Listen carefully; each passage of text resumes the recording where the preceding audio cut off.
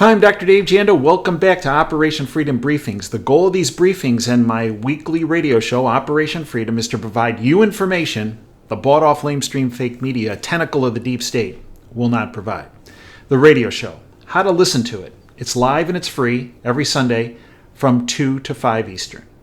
The way you listen to it is you go to davejanda.com, hit the Listen Live button. That takes you to Wham Talk 1600 streaming service. Hit the play button, and you're with us. Great guests, great analysis. Podcasts are available on our subscription platform, as are our other shows that we produce every week. Our WTF show, a geopolitical weekly roundup show of information I'm getting from behind the scenes as it relates to what the media will not present to you. Why? Because they want you more vulnerable to the deep state and the deep state's ultimate plan of stripping you of your freedoms and your liberties. In addition, we have our Insider Insight show where we bring information and guests forward from behind the curtain. Again, guests that you're not going to see in the bought-off lamestream fake media. We have our Department of Advanced Research show. We have our healthcare policy series. Again, join us at davejanda.com. Support subscribing to that platform allows us to continue these YouTube videos and allows us to continue the radio show. We hope you'll be part of our freedom family. Today, I want to talk about something that, again, the bought-off media will not go to. And that is the fact that we, the freedom movement, we're winning. We are winning. That's not hopium. That's fact. And the deep state is sinking. That's another fact. No, you're never going to get this out of the bought-off lamestream fake media because they're a tentacle of the deep state. They're propagandizing you 24/7. They've been pretty effective at it over the decades. They want you to believe that a guy who is hiding in his basement, who can't string two sentences together, is going to win the presidency of the United States. And all the little vermin behind that guy are going to take control of the country. I beg to differ. I mean, there are people running around with their hair on fire right now, just hysterical about the fact that, all is lost. They want you to be that way. They want you to buy into that. Don't. Nothing could be further from the truth. I want to give you some examples of things that have been happening that the deep state syndicate, they don't want you to know about. Such as what? Steve Bannon, former advisor to President Trump, recently spoke about Wuhan and coronavirus and how it all began. We've talked about that a number of times on this platform, many times on the subscription platform. As far as early as January of 2020, our subscribers knew what this was all about. This is why I call it the freedom stripping virus. Interesting that it raised its head. It came into prominence just as the freedom movement was moving from Hong Kong into mainland China.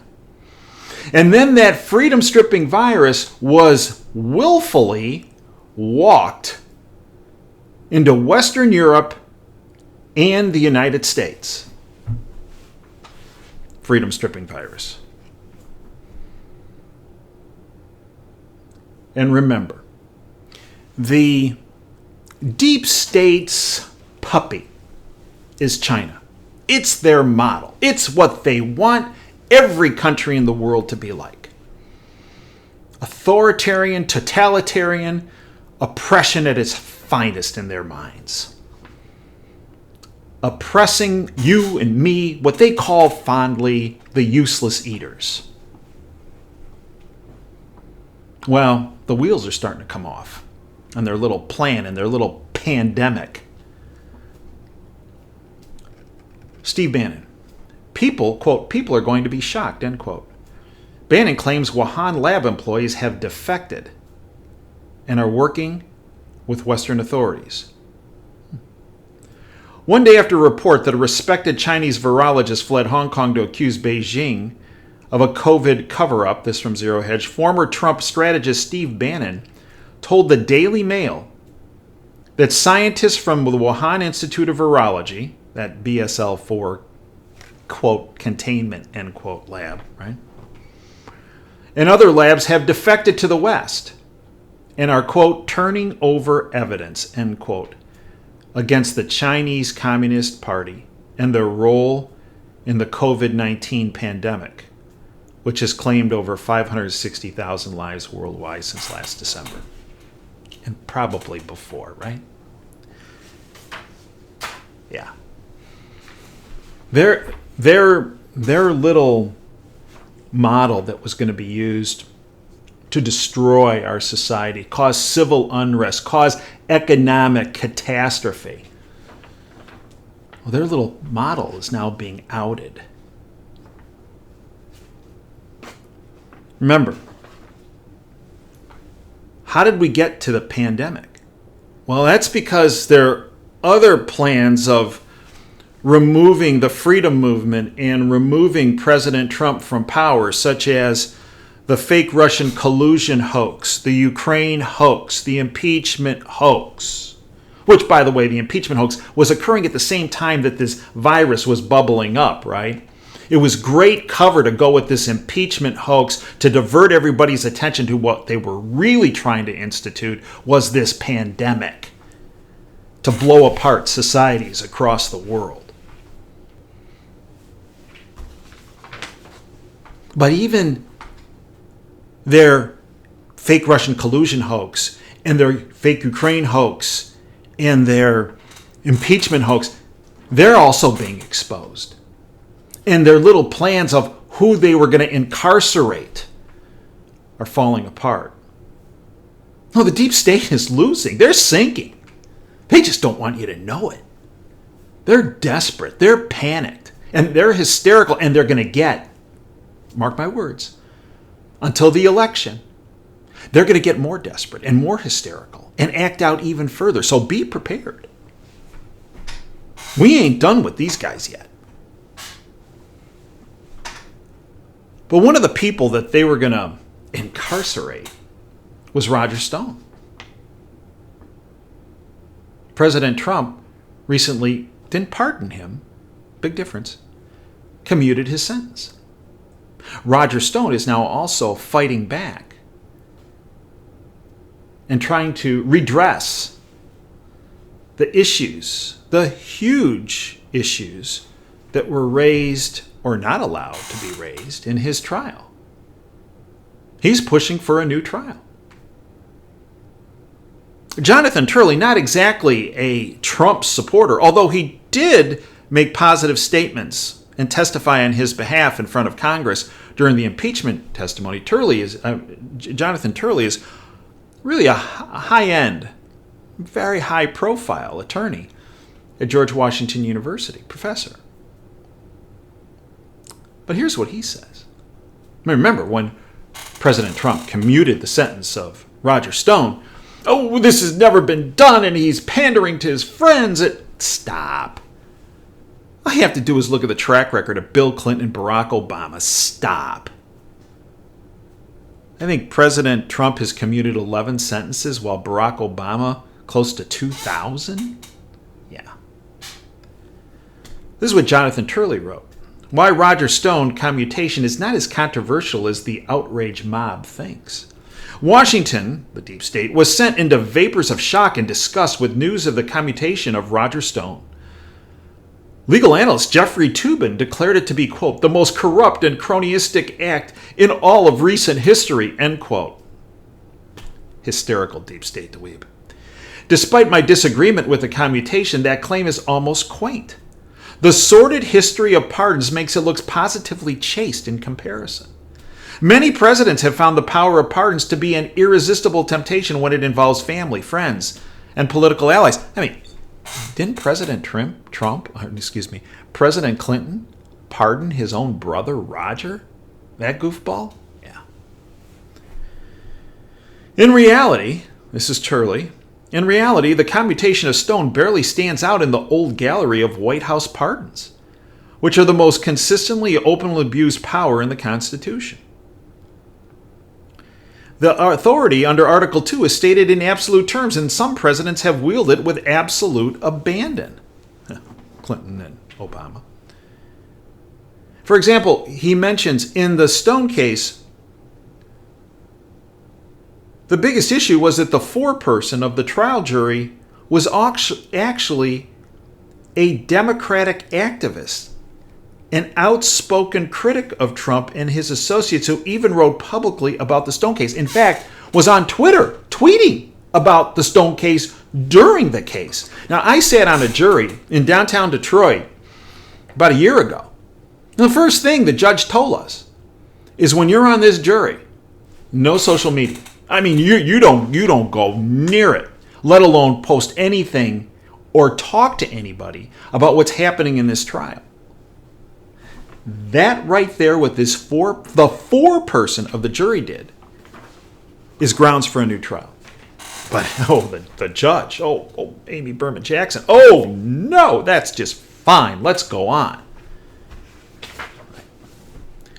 The deep state was doing everything in its power to incarcerate Roger Stone. He's a free man. The deep state is losing. Let's talk about somebody else that they've tried to incarcerate and probably in the process end their life. It's General Michael Flynn. We've gone into great depths about General Flynn on this platform. For years, we have told you about his innocence and how he was framed, and we were called conspiracy theorists. No, we were just 3 years ahead of the curve. Why? Because we knew the facts. General Flynn is an innocent man who was framed by the deep state.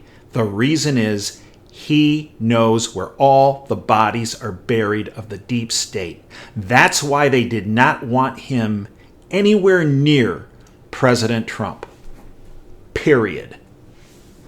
Well, that sure has, not gone the deep state's way of late, isn't it? Even though their puppet judge, Emmett Sullivan, is trying to do everything in his power to prolong this. Why are they trying to prolong this? Because here's what they're afraid of.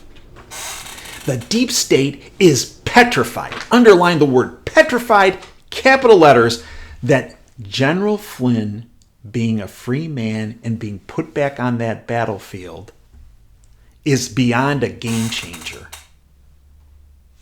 They are worried if he gets on that playing field before the election, there is zero chance that they can steal the election.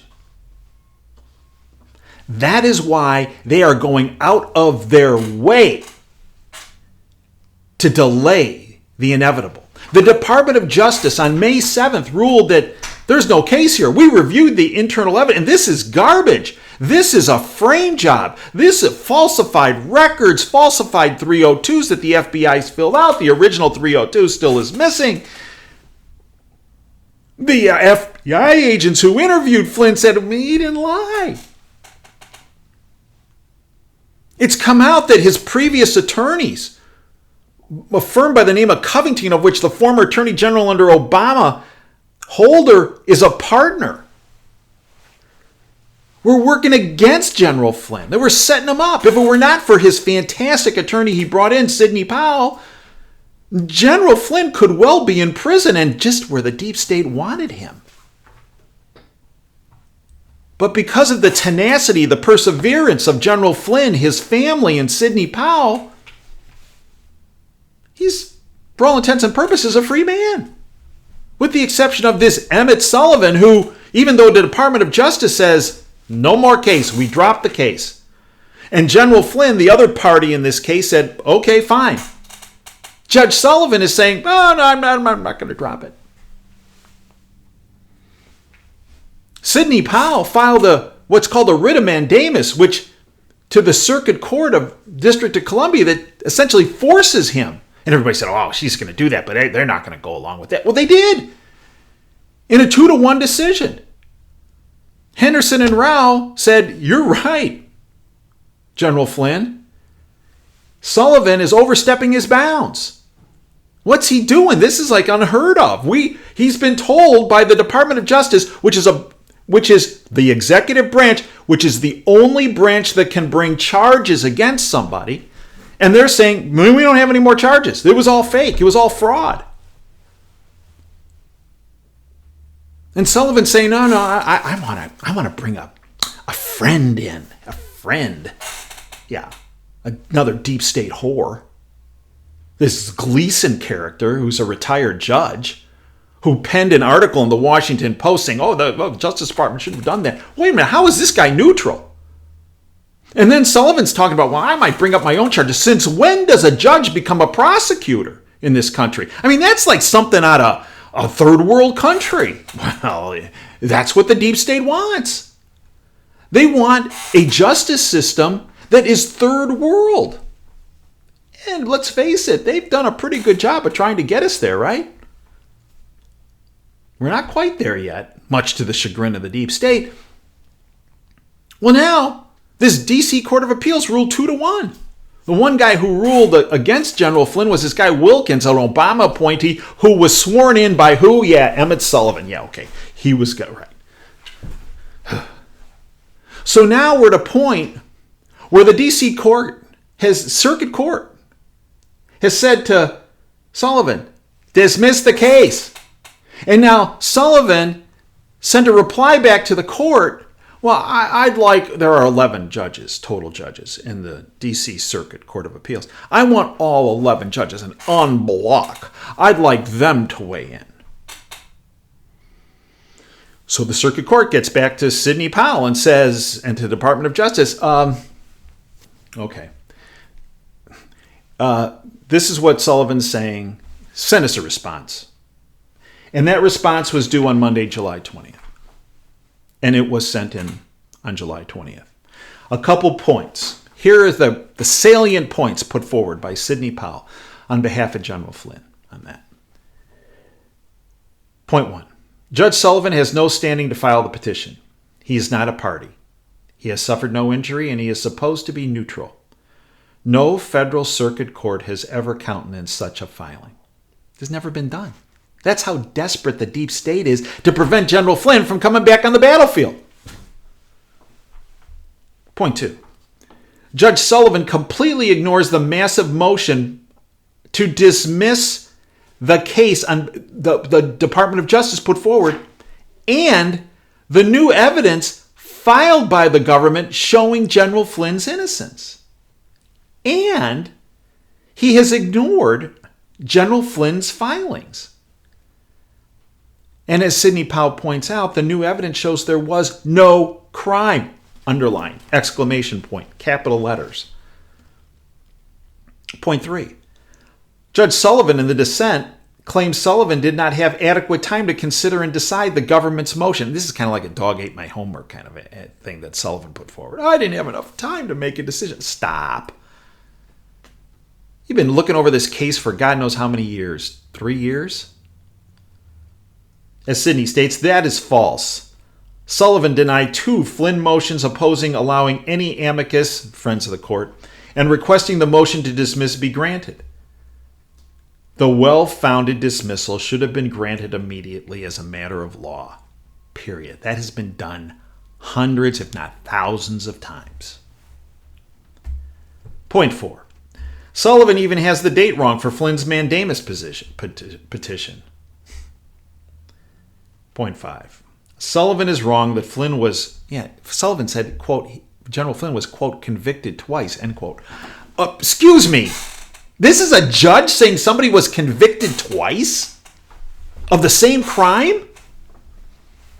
How is that possible? But it's not even possible once with General Flynn. He was never convicted. As Sidney points out, General Flynn was never convicted. No judgment was ever entered. Plea proceedings are void under D.C. Circuit law, and Flynn moved to withdraw his plea and dismiss his case since January 2020. Point 6. Dismissal is required by every single Rule 48A case. Every decision ever to address the issue has compelled granting dismissal on the government's motion. The government's motion was to dismiss the case. Separation of powers demands it. No hearing is needed when the government's motion is so documented. The prosecutors in the Department of Justice says, we're done. We dismiss the case. There is no case. No case. The victim in this, General Flynn, says, you're right. There is no case.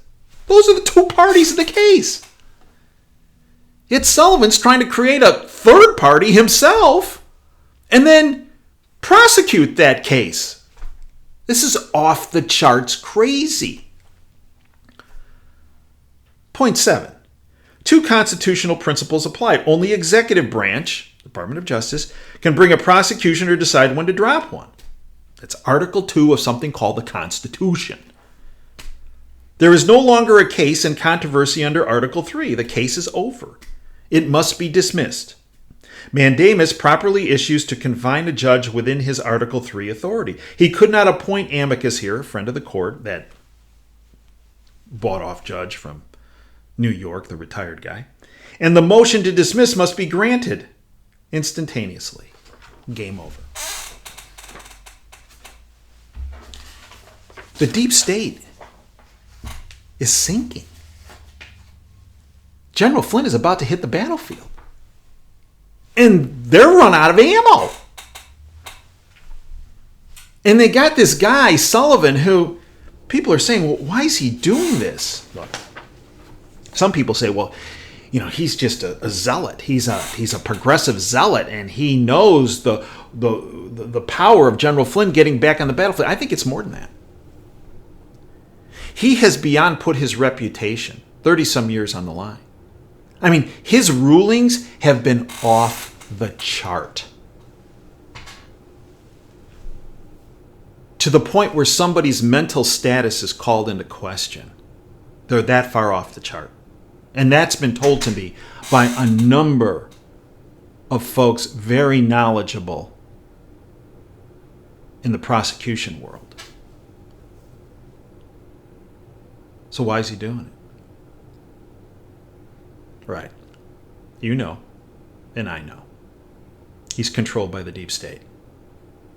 That's right.